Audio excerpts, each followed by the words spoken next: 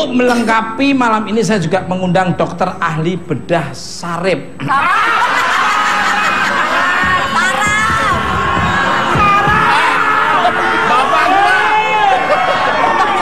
Bapak gua.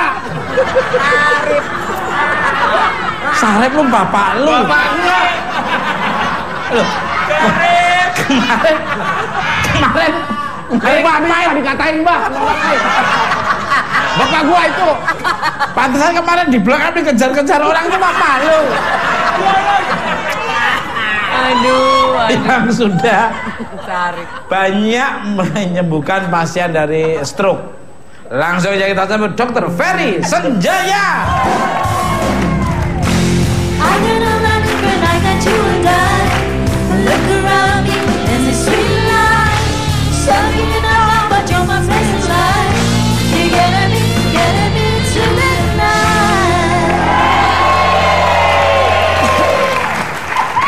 Silakan dong. Ya. Lu ada bintang tamu cowok keren dikit aja teriak-teriak. Ini kalau ada dokter mesti kayak gitu. Suami lu kalau udah dokter toga. Itu kan dokter radiologi Mas, ini dokter saraf. Nah, terus semua dokter kamu tempel kayak gitu. Lu nggak takut sama suntiannya apa? Balik ke laptop. Ini infusnya ngapain di situ?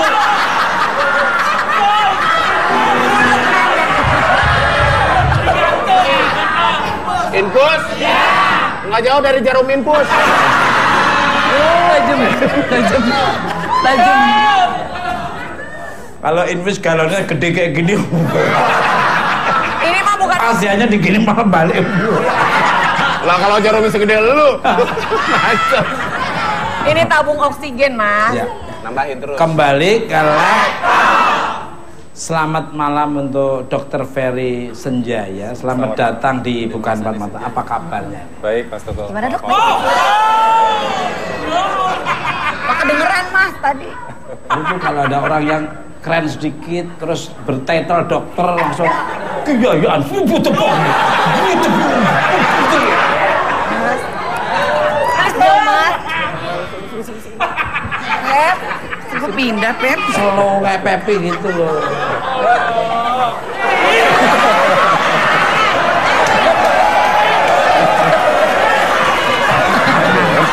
Tangan lo. Tangan lo. Enggak. Udah kamu daripada kesempitan sini. Maaf ya Dok ya. Enggak apa-apa. Bercanda. Dokter. Ya, gue di sini dah jadinya. Sebelum ngobrol lebih dalam nih dok, kita penasaran banget nih dok, sebetulnya apa sih stroke itu dan apa penyebabnya stroke dok? Ini kan kayaknya ini sangat rentan sekali nih. Baik. Jadi Main gini-gini.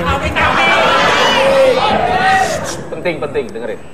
Jadi pada prinsipnya stroke itu merupakan suatu gangguan fungsi saraf yang terjadi akibat gangguan pada pembuluh darah otak.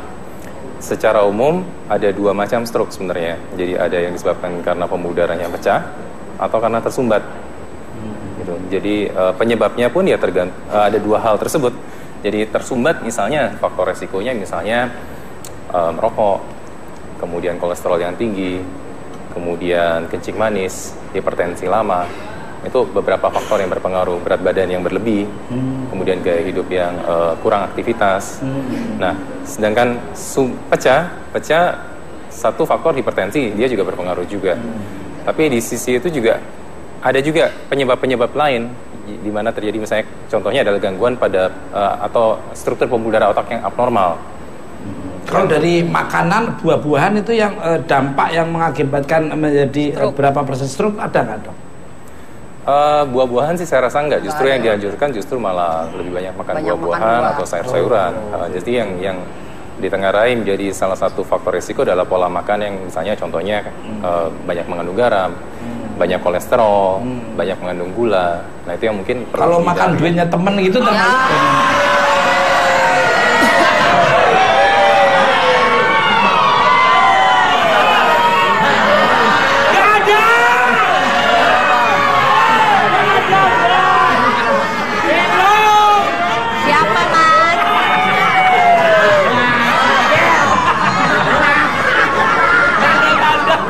ada sisa 1. Balik kalah.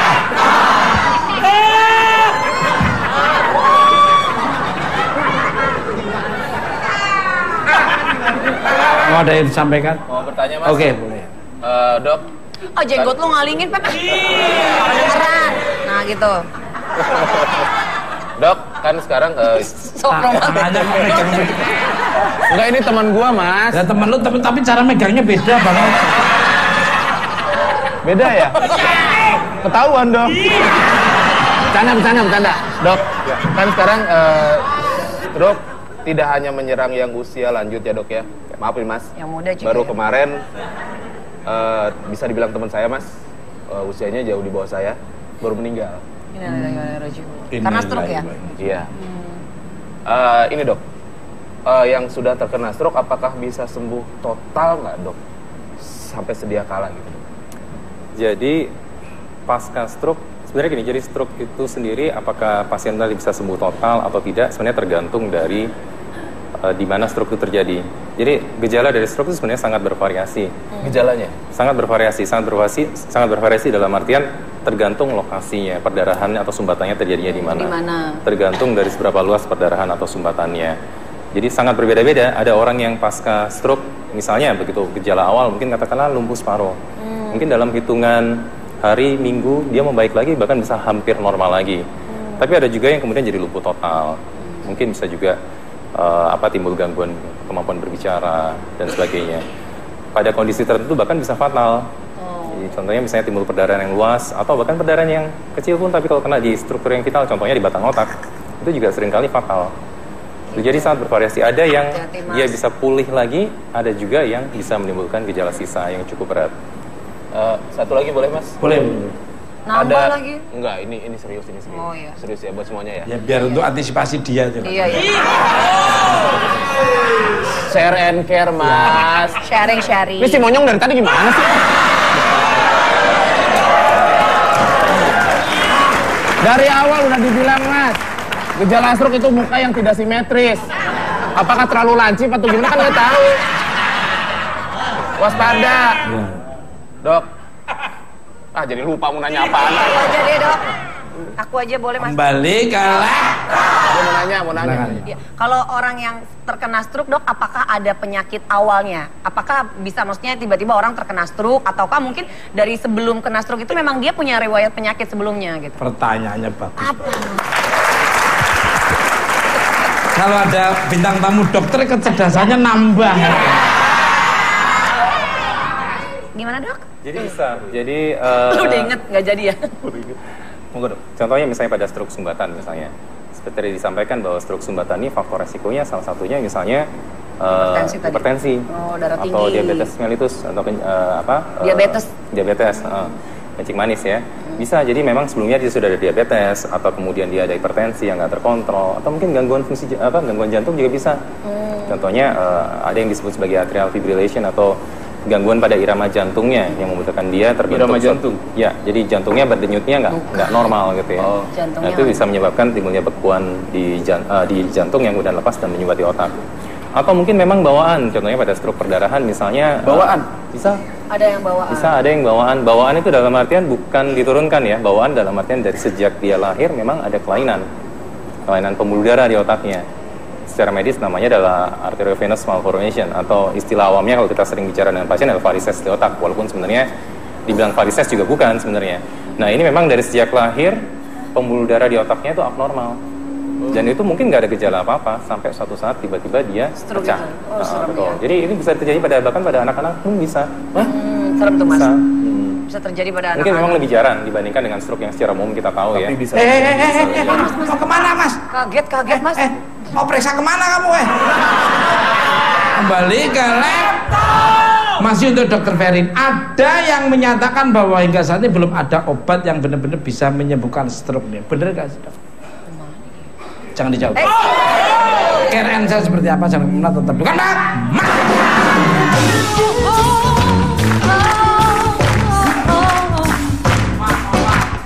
I'm just a girl, don't beg you want.